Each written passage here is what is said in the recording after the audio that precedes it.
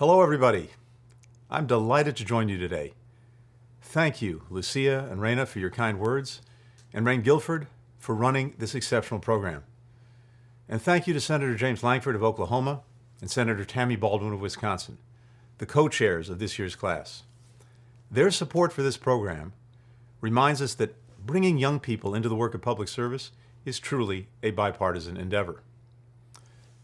For more than 50 years, the U.S. Senate Youth Program has brought together outstanding young people from across our country to learn more about how our government works, become even more engaged citizens, and maybe even come work with us someday.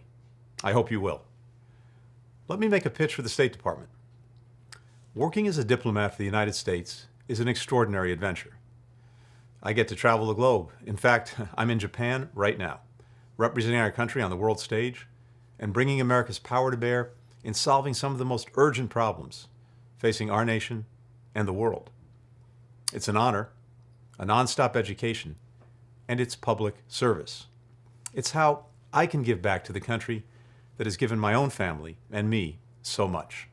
I'm lucky enough to work with many talented, patriotic young people from all over America, some not much older than you, who joined the Foreign Service or the Civil Service to build a career in diplomacy.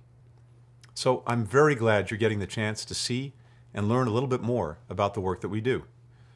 I believe you've had a virtual tour of Embassy Brasilia and heard from Ambassador Chapman and others on our team in Brazil. And next, you'll hear from Jelena Porter, my deputy spokesperson, who can tell you more about what we do and how we do it.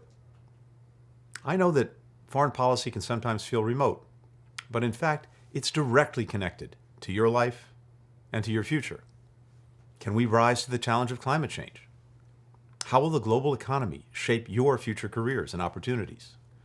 Will we learn from the COVID-19 pandemic to prevent future global health emergencies? Will we work with our allies and partners to avoid conflict and promote cooperation? How we answer these questions will help determine the world that you, your friends, your children will live in. So, if diplomacy holds your interest, explore it further. Start following world events. Study another language. Learn about other cultures. And consider applying for an internship with us when you're a college junior or senior. We'd love to have you.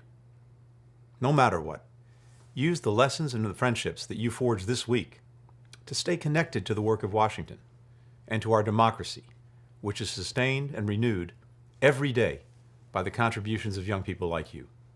Have a great week.